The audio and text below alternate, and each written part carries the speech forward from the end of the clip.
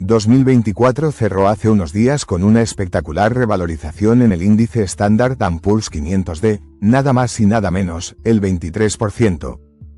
Esta rentabilidad vino a reafirmar la tendencia alcista vista en 2023, año que finalizó con una revalorización igualmente espectacular del 24%.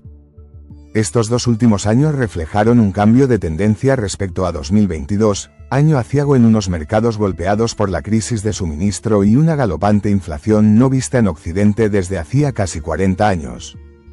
Las previsiones parecen, en general, optimistas de cara a 2025, pero no todo el mundo piensa igual. En Maestros de la Bolsa no nos vamos a posicionar ni de un lado ni de otro, sino que vamos a tratar, en nuestro vídeo de hoy, de exponer los argumentos a favor y en contra de una posible subida de mercado en 2025, y dejar que seáis vosotros, querida audiencia, los que saquéis vuestras propias conclusiones. El inversor inteligente no debe tomar decisiones de inversión en base a impulsos, opiniones ni clickbaits, sino que debe desarrollar un criterio propio que le permita siempre escoger en base al análisis y la reflexión. Comenzamos.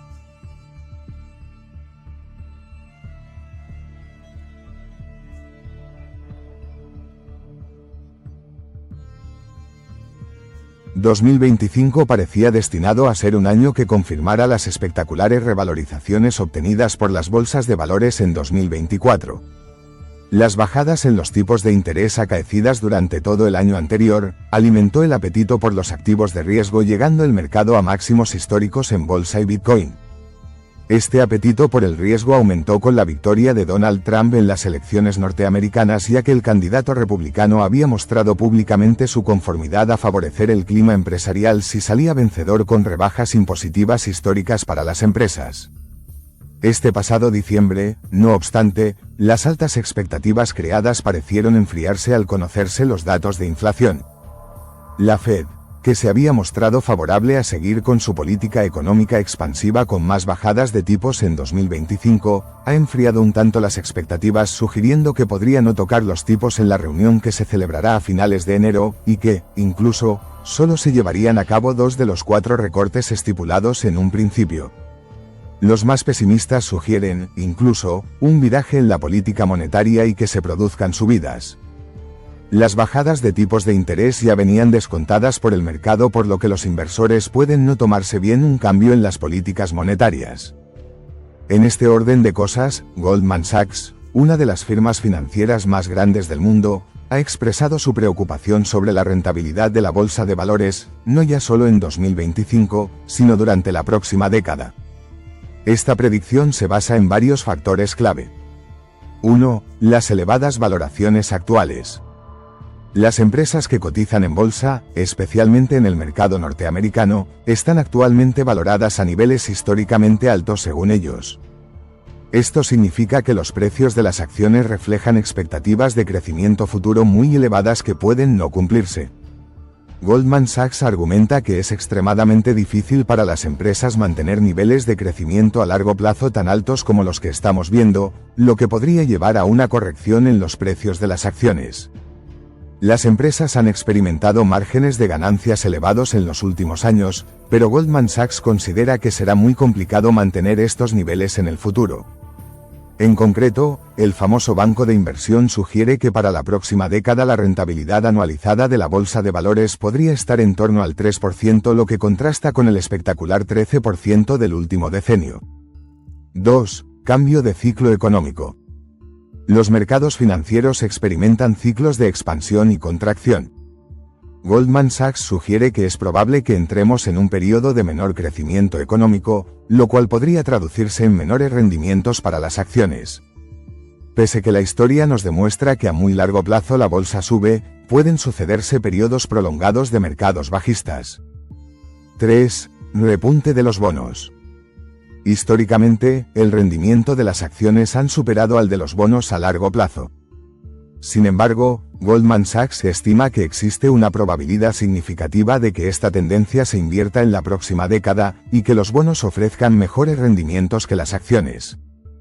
Según sus estimaciones, con el PER actual de mercado, las acciones arrojarían unas ganancias para 2025 del 4,67% cuando el bono norteamericano está pagando, a día de hoy, un interés anual del 4,65%. A rentabilidad similar, los inversores prefieren los bonos porque ofrece la misma rentabilidad que la bolsa sin ningún tipo de riesgo. Además del informe de Goldman Sachs, algunas políticas de Donald Trump podrían añadir incertidumbre a los mercados de producirse. Pese a que hemos comentado que el empresario neoyorquino desea llevar a cabo políticas económicas muy favorables a las empresas, algunas de ellas podrían resultar contraproducentes. Sí, es favorable a políticas proteccionistas para favorecer la demanda interna. Devaluar el dólar para ser competitivo en el exterior, impulsar el Bitcoin para tratar de solucionar el problema de la deuda y una importante reducción impositiva significativa, tanto a las ganancias empresariales como a los particulares, rebajando el impuesto de la renta a las personas físicas. Sin embargo, la intención del histriónico presidente de imponer fuertes aranceles a las importaciones podría encarecer los productos provenientes del exterior. Ese encarecimiento de los productos podrían repercutir en el precio final al consumidor. Esto junto a las políticas monetarias expansivas comentadas con anterioridad podría llevar a no cumplir las expectativas de inflación y que ésta se disparara. Por último, los datos de empleo y de confianza del consumidor que se han conocido en las últimas fechas también han sido peores de lo esperado. Todo ello ha contribuido a enfriar los ánimos de los inversores. Pasamos ahora a contrarrestar estos datos con los que presentan los agentes más optimistas. Pero antes, te voy a pedir que, si te está gustando este vídeo, lo otorgues un buen like, compartas, comentes, te suscribas y recuerdes activar la campanita de notificaciones para no perderte ninguno de nuestros contenidos. 1. Las valoraciones actuales no son altas. Una de las mayores preocupaciones de los agoreros, Goldman Sachs entre ellos, es las supuestas altas valoraciones de las empresas como bien hemos comentado. Pero esto resulta una mirada muy superficial. Si bien es cierto que el mercado norteamericano cotiza a un PER de 22 veces cuando su media histórica es de 17, no resulta menos cierto que esta métrica se encuentra distorsionada por las altas valoraciones que presentan las 7 magníficas. De hecho, si nos centramos en las valoraciones de las otras 493 empresas que componen el S&P 500, observamos que su PER es de 18 veces, tan solo un punto superior a la media histórica del índice. Por lo que podemos incluir que, realmente, lo que cotiza caro no es el mercado en general, sino solo unas pocas empresas, 7, eso sí, excepcionales. Esto puede significar buenas oportunidades de inversión en diferentes empresas como las que vimos en este vídeo anterior. Así como la oportunidad de encontrar buenas gangas en otros mercados como el europeo, países emergentes o small caps. La inversión indexada, no obstante, se puede ver afectada debido a la alta ponderación de las 7 magníficas en los índices. Asumiendo que las 7 magníficas representan actualmente un 27% del S&P 500 y que su correlación con el resto del índice es baja, una caída del 10% en ellas podría provocar una disminución en el índice de alrededor del 2,7%. Pero el efecto contagio podría arrastrar a caídas del resto del índice. Las caídas, no obstante, no tienen que ser necesariamente un problema, lo que nos lleva al punto 2. 2. La volatilidad es nuestra amiga. Un inversor inteligente ama las caídas porque le proporcionan oportunidades de inversión a módicos precios. Lo que ocurre es que nos hemos acostumbrado, en los últimos años, a niveles de volatilidad excepcionalmente bajos.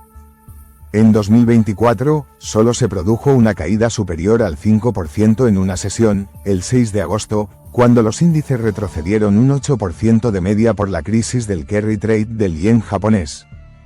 En el resto del año, tan solo se produjeron 3 caídas del 3% en una sesión. Por lo general, tal y como vemos en esta diapositiva, el mercado suele tener caídas del 5% o más, unas 3 veces al año, una bajada del 10% o más, una vez al año, una caída del 15% o más, cada 2 años, y una del 20% o superior, cada aproximadamente 4 años.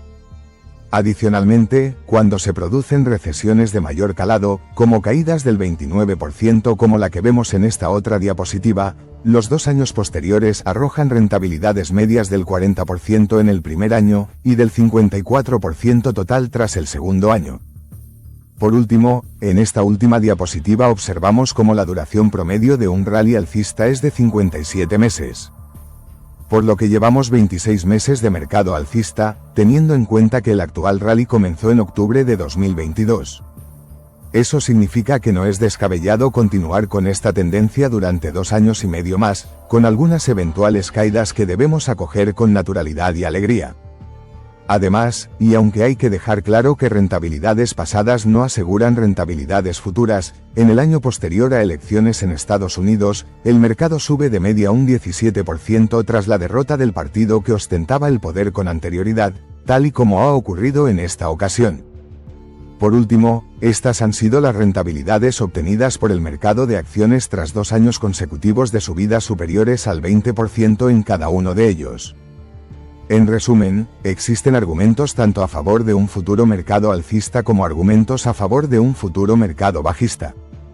Pero no debemos dejarnos llevar por el clickbait, ni por mensajes catastrofistas de los medios tradicionales, como tampoco caer presas de la euforia. Como inversores debemos actuar con cautela pero con valentía. Como dice nuestro querido mentor Warren Buffett: sea codicioso cuando los demás son temerosos y temoroso cuando los demás sean codiciosos. No debemos modificar nuestras estrategias de inversión por rumores y pronósticos, sino en base a un plan previamente establecido por nosotros mismos. Si invertimos de manera periódica en un fondo indexado, podremos aprovechar para adquirir más participaciones si el mercado sufre una caída. Y si invertimos mediante acciones individuales, debemos aprovechar la coyuntura para adquirir más títulos siempre que las caídas se produzcan por motivos externos a la empresa.